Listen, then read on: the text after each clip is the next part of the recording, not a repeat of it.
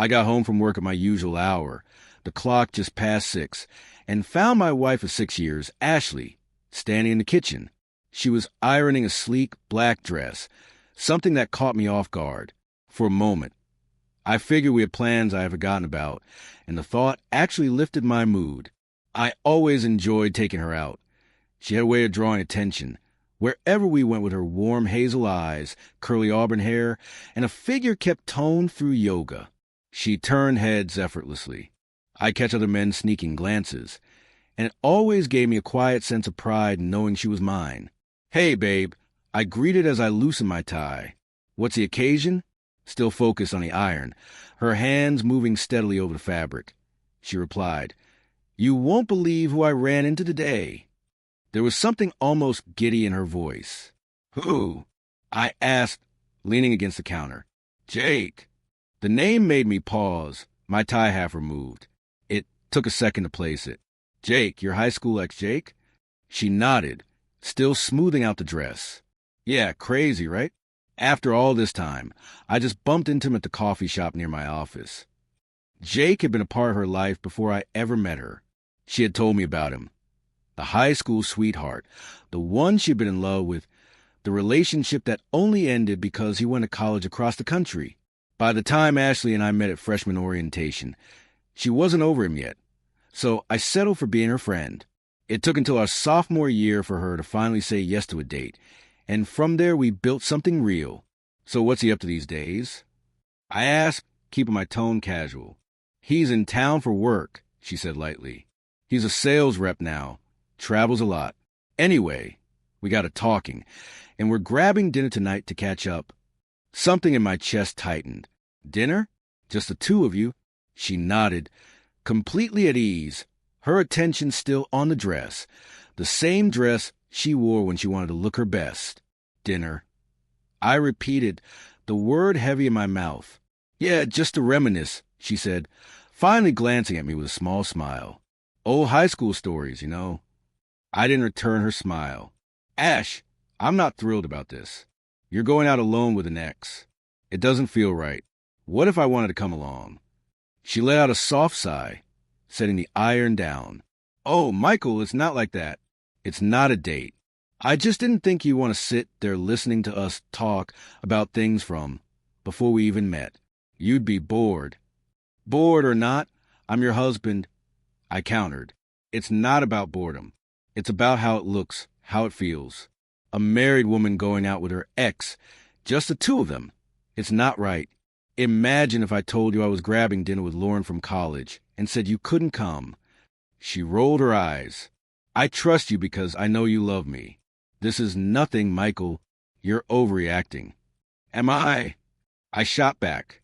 "You're ironing that dress, your sexy little black number. For what? If it's just old friends catching up, why not keep it casual?" Her jaw tightened. "I like looking nice when I go out. It's not a big deal. You're acting like you don't trust me." "It's not about trust," I said, my voice firm. "It's about respect. I'm not okay with this. Ashley, either I come with you or you don't go." That set her off. "You're not my dad, Michael," she snapped. "I'm a grown woman. I'm going, and you don't get to stop me." She grabbed the dress and stormed off to our bedroom, slamming the door behind her. I stood there in the ringing silence before grabbing a soda from the fridge and sitting at the table. We had always talked things through, always worked things out. But this was different. This was her drawing a line and stepping over it. Later, when she came out, she looked stunning. The dress hugged her in all the right places. Her hair swept up with the kind of effort that wasn't for a simple dinner. She paused by the table, leaned in, and pressed a soft kiss to my cheek. "We'll talk when I get back, okay?" she said gently. I wasn't in the mood for gentle. "We've talked," I said, staring at the can in my hands. "You've made it clear my feelings don't matter. Go do what you want. Just don't expect me to be fine with it." Her expression hardened. "I'm not sleeping with him. You jerk. It's dinner." She spun on her heel and walked out the door, slamming it shut behind her. I went to bed early, trying to block out the thoughts swirling in my head. Where she was, what they were laughing about. Around 10, I heard her come in. She went straight to the bathroom, showered like always, then slid into bed beside me. Her skin brushed against mine as she whispered, "Hey, babe, how about some makeup sex?" I turned to face her, my voice flat, not really feeling it. "Ash, I'd just be wondering if you're thinking about him." She huffed. "What? You think I got all hot and bothered with Jake and came home to you? Did you?" I asked, keeping my tone even. "No," she stammered. "I'm saying I'm here with you because I love you. Why can't you see that?" "Because you don't see why this bothers me," I said, sitting up. "I'm your husband. My feelings used to matter to you. Now it's like Jake's back and I'm just in the way." She went quiet, eyes dropping. "You're right," she finally admitted, her voice small. "I got caught up seeing him again. I'm sorry. Can you forgive me?" She looked up at me, hazel eyes pleading. I sighed, pulling her close.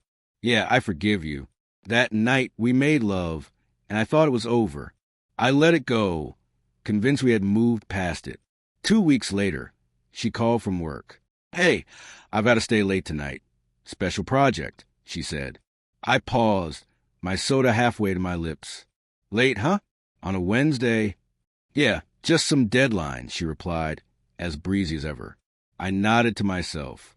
Wednesday, the day Jake supposedly came into town for work. "All right," I said. "See you later." But after I hung up, that old unease crept back in. I told myself I was being paranoid, but I needed to know. So I stopped by her office, bringing burgers as an excuse. I signed in, rode the elevator up, and knocked on the glass door. Through it, I saw her at her desk, paper spread out, looking focused. When she spotted me, she smiled, warm and genuine. "Hey, babe," she said, unlocking the door and hugging me. "What's this?" "Thought you might be hungry," I said, holding up the bag. "That's so sweet," she beamed. "Let's make it quick, though. I've got a lot to do." We ate in 15 minutes, chatting about our days. When I kissed her goodbye and left, I felt a little foolish for doubting her. Maybe that dinner with Jake had been a one-time thing.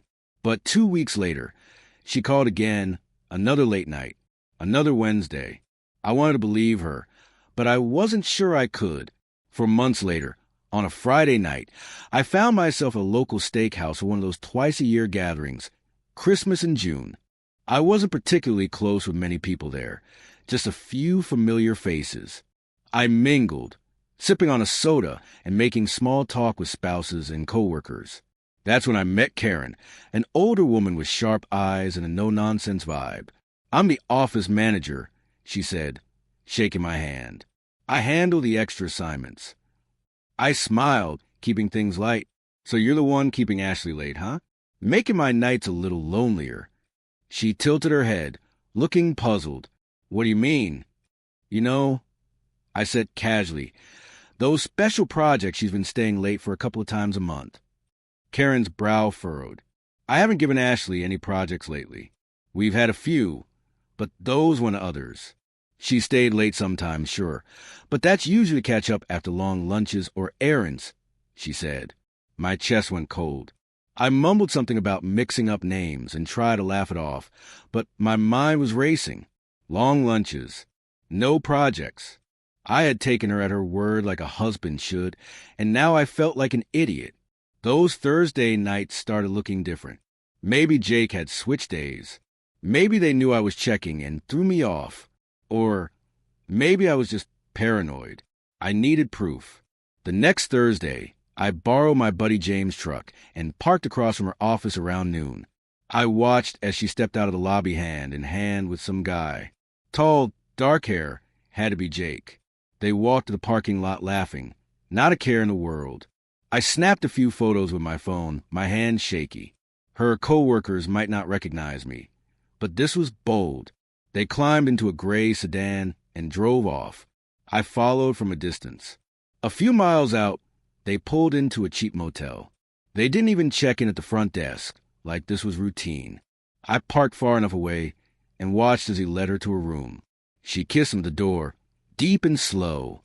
My insides twisted, but I kept snapping photos. She still had her wedding ring on. I wondered if that made it more exciting for him. I sat there for hours, numb, but my next steps were already worrying my mind. I called a lawyer, took a few days off work. By 2:30, she emerged, fixing her hair, her dress slightly wrinkled.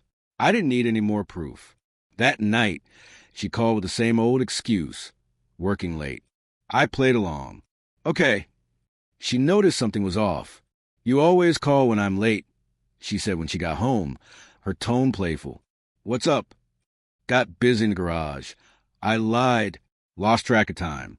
Hope those late nights wrap up soon.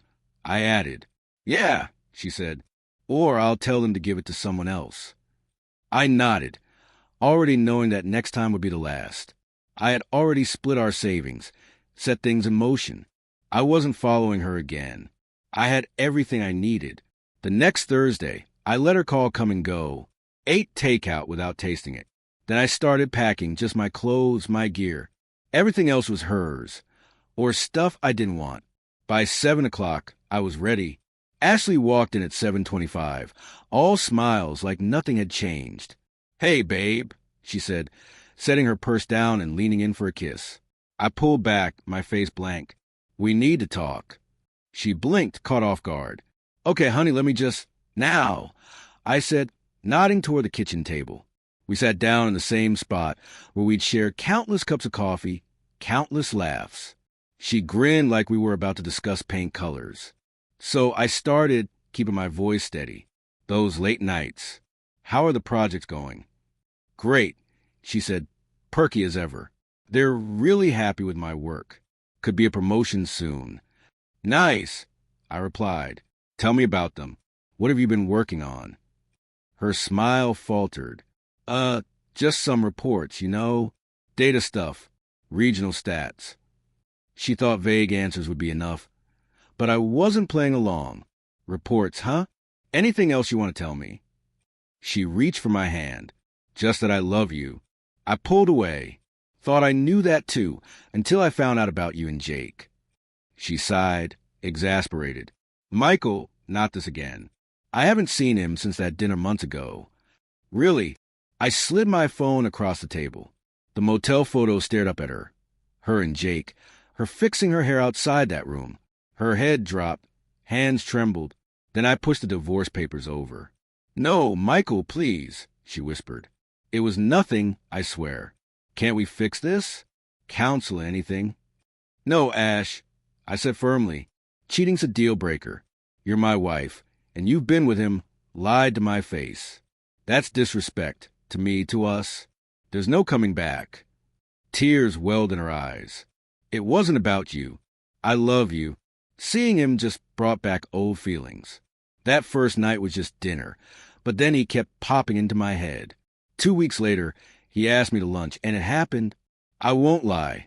After that, it got easier but less exciting. I was going to end it, I swear.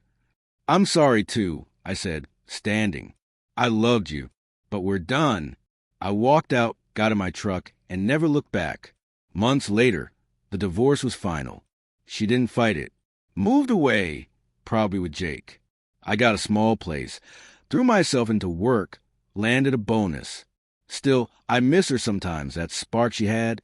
Almost a year later, she texted. In town. Wanted to grab drinks. I agreed, curious. At the bar, she looked thinner, still gorgeous. Hey, I said, hugging her lightly. What's up? Thinking of moving back, she said, sipping her wine.